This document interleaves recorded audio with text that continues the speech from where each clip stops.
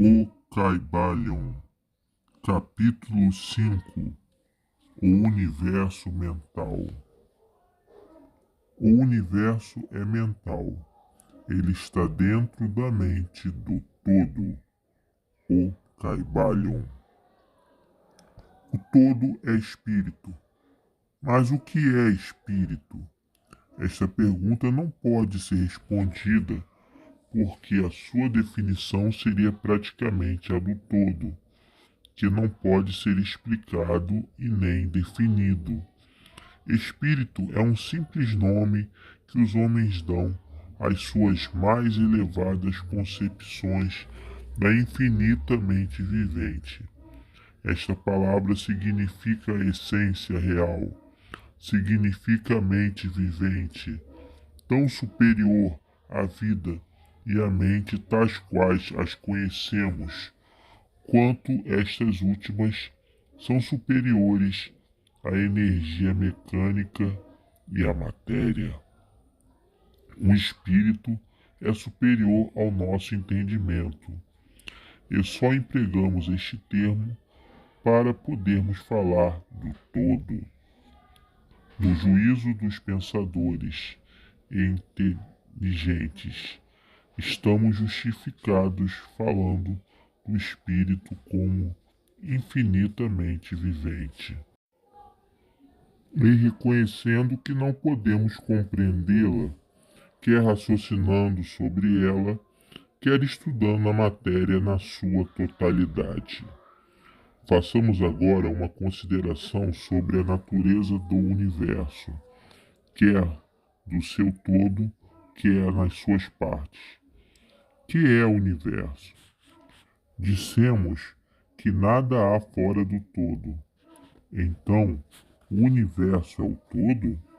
Não, não é, porque o universo pode ser formado de muitos, está constantemente mudando. Ou, por outras palavras, ele não pode ser comparado com as ideias que estabelecemos a respeito do todo. Então, se o universo não é o todo, ele é o nada. Tal é a conclusão inevitável da mente à primeira ideia. Mas esta não satisfaz a questão, porque sentimos a existência do universo. Ora, se o universo não é o todo, nem o nada, o que será então? Examinemos a questão. Se verdadeiramente o universo existe ou parece existir, ele procederá diretamente do todo. Poderá ser uma criação do todo, mas poderá conter coisa, sair do nada, de que o todo a teria criado? Vários filósofos responderam esta pergunta, dizendo que o todo criou o universo de si mesmo, isto é, da existência e substância do todo. Mas isso não pode ser, porque o todo não pode ser dividido ou diminuído, como já vimos. E se isto fosse verdade, cada partícula do universo não poderia deixar de conhecer o seu ente. O todo. O todo não poderia. Não, o todo não perderia o conhecimento próprio, nem se tornaria atualmente um átomo, uma força cega ou uma coisa de vida humilde. Com efeito, alguns homens, julgando que o todo é exatamente tudo, e reconhecendo também que eles, os homens, existem, aventuraram-se a concluir que eles eram idênticos ao todo e a atroarem os ares com seus clamores de "Eu sou Deus", para divertimento da multidão e sorriso dos sábios.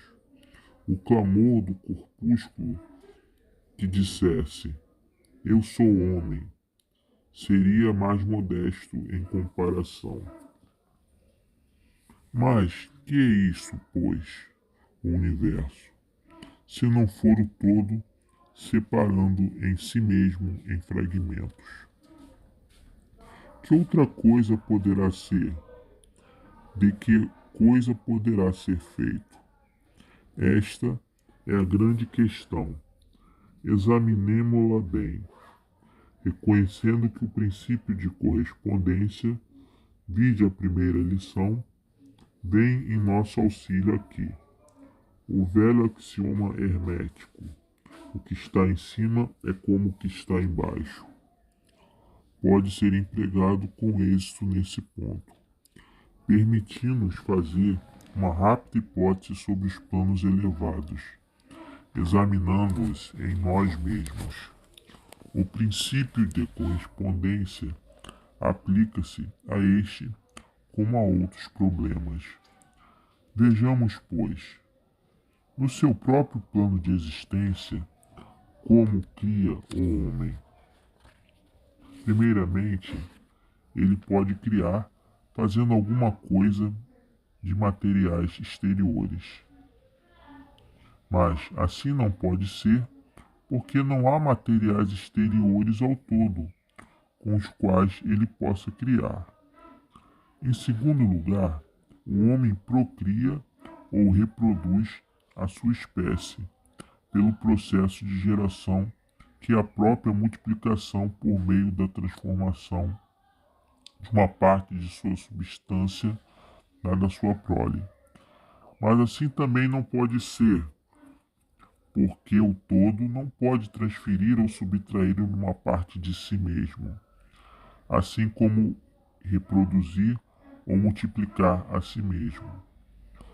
No primeiro caso, haveria uma revogação da lei, e no segundo, uma multiplicação ou adição do todo. Ideias totalmente absurdas. Não há nenhum outro meio pelo qual o homem cria?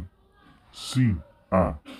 Ele cria mentalmente, e deste modo não emprega materiais exteriores, não reproduz a si mesmo, e apesar disso, o seu espírito penetra a criação mental. Conforme o princípio de correspondência, temos razão de considerar que o todo cria mentalmente o universo, de modo semelhante ao processo pelo qual o homem cria as imagens mentais. Este é o testemunho da razão, que concorda perfeitamente com o testemunho do iluminado, como ele o manifesta pelos seus ensinos escritos. Assim são os ensinamentos do sábio. Tal era a doutrina de Hermes. O todo não pode criar de outro modo senão mentalmente, sem empregar qualquer material. Não há nada para ser empregado, e nem reproduzir a si mesmo, o que também é impossível. Não se pode escapar desta conclusão da razão, que, como dissemos, concorda com os mais elevados preceitos do iluminado. Justamente como vós podeis criar um universo de vós mesmos, da vossa mentalidade, assim o todo cria o universo da sua própria mente. Mas o nosso universo é criação mental de uma mente finita, enquanto que o do todo é criação de uma mente infinita. Ambos são análogos em natureza, mas infinitamente diferentes em grau. Vamos examinar cuidadosamente como fazemos os processos de criação e manifestação. Mas antes de tudo, é preciso fixar em vossa mente esta frase: o universo e tudo o que ele contém é uma criação mental do todo. Com efeito, o todo é mente. O todo cria na sua mente imensuráveis universos, que existem por eões de tempo, e contudo, para o todo, A criação, o desenvolvimento, o declínio e a morte de 1 milhão de universos é como que o tempo do pestanejar de um olho, o Caibalion. A mente infinita do todo é a matriz dos universos, o Caibalion. O princípio do gênero, vide a lição primeira e seguinte, é manifestado em todos os planos de vida, quer materiais, mentais ou espirituais. Mas como já dissemos, gênero não significa sexo. Sexo é simplesmente uma manifestação material do gênero. Gênero significa relativo à geração ou criação. Em qualquer lugar, em qualquer plano, em que uma coisa é criada ou gerada, o princípio do gênero se manifesta. E isso é verdade mesmo na criação dos universos. Mas não se deve concluir disso que ensinamos a ver um Deus Criador, macho e fêmea. Essa ideia é um desvio dos antigos preceitos sobre este assunto. O verdadeiro ensinamento de que o todo em si mesmo está fora do gênero, assim como qualquer outra lei, mesmo as do tempo e do espaço. Ele é a lei de todas as leis, procedem, e não está sujeito a elas. Contudo, quando todo se manifesta no plano da geração ou criação, os seus atos concordam com a lei e o princípio, porque realizam num plano inferior de existência, e por conseguinte se manifesta no plano mental o princípio de gênero, nos seus aspectos masculino e feminino. Esta ideia poderá causar admiração a algum de vós, que aprendem-na pela primeira vez, mas todos vós aceitaste passivamente das vossas concepções diárias. Falais de paternidade de Deus e de maternidade da natureza, de Deus o Pai Divino e da natureza Mãe Universal. Logo, reconheceis instintivamente o princípio de gênero do universo, não é verdade? Mas a doutrina hermética não exprime uma dualidade real. O todo é um. Os dois aspectos são simplesmente aspectos de manifestação. O ensinamento, que é o princípio masculino manifestado pelo todo, só impede a destruição da concepção atual do universo. Ele projeta o seu desejo de princípio feminino, que se chama natureza, ao mesmo tempo que este último começa na obra da evolução do universo, desde os simples centros de atividade até o homem, subindo cada vez mais de acordo com as bem estabelecidas leis da natureza. Se dás preferência aos velhos modos de expressão, podeis considerar o princípio masculino como Deus, o Pai, e o princípio feminino como natureza, a Mãe Universal, em cuja matriz todas as coisas foram geradas. Isso não é simplesmente uma ficção poética de linguagem, é uma ideia do processo atual de criação do universo. Mas é preciso esquecer que o todo é um. Mas é preciso não esquecer que o todo é um e que o universo é gerado, criado e existe na sua mente infinita. Isso vos permitirá fazer uma ideia de vós mesmos, se quiserdes aplicar a lei da correspondência à vossa própria mente e a vós mesmos. Sabeis que a parte de vós que chamais eu, em certo sentido, sustenta a prova da criação de imagens mentais na vossa própria mente. A parte da vossa mente que é realizada a geração mental pode ser chamada de eu inferior, distinto do eu que sustenta e examina os pensamentos, as ideias, as imagens do eu inferior. Reparai bem, o que está em cima é como o que está embaixo. e que os fenômenos de um plano podem ser empregados na solução dos enigmas de planos superiores ou inferiores. Será de admirar a vós, os filhos, sintais esta instintiva reverência do todo, sentimento que chamamos religião, esta referência e este respeito para com a mente Pai. Será para admirar que, ao considerar as obras e as maravilhas da natureza, fiqueis dominado por um grande sentimento que tem origem fora do vosso íntimo ser, é a mente mãe que vos estreita, como a mãe estreita seu filho ao seio. Não deveis cometer o erro de crer que o pequeno mundo que vedes ao redor de vós, a Terra, que é simplesmente um grão de areia em comparação com o universo, seja o próprio universo. Existem milhões de mundos semelhantes e maiores. Há milhões e milhões de universos iguais em existência dentro da mente infinita do todo.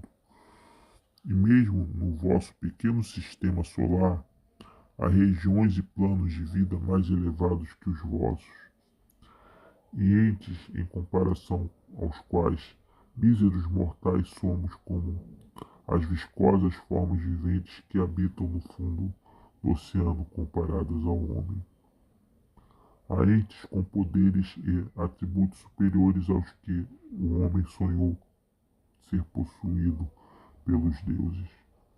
Não obstante, estes entes foram como vós e ainda inferiores, e com o tempo vós podereis ser como eles ou superiores a eles, porque, como diz o Iluminado, tal é o destino do homem. A morte não é real, ainda mesmo no sentido relativo.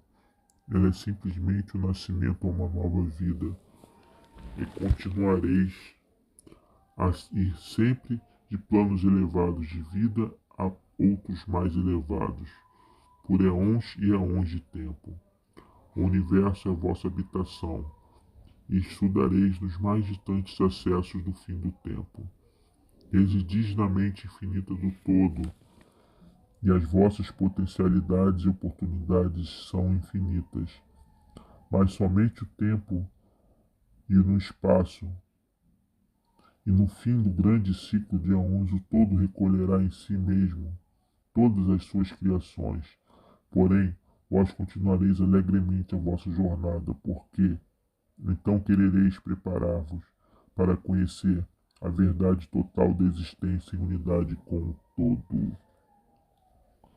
E quando estiverdes na metade do caminho, podereis estar calmos e serenos, pois seguros e protegidos pelo poder infinito da mente mãe. Dentro da mente pai e mãe, o filho mortal está na sua morada, o Caibalion. Não há nenhum órfão de pai ou de mãe no universo, o Caibalion.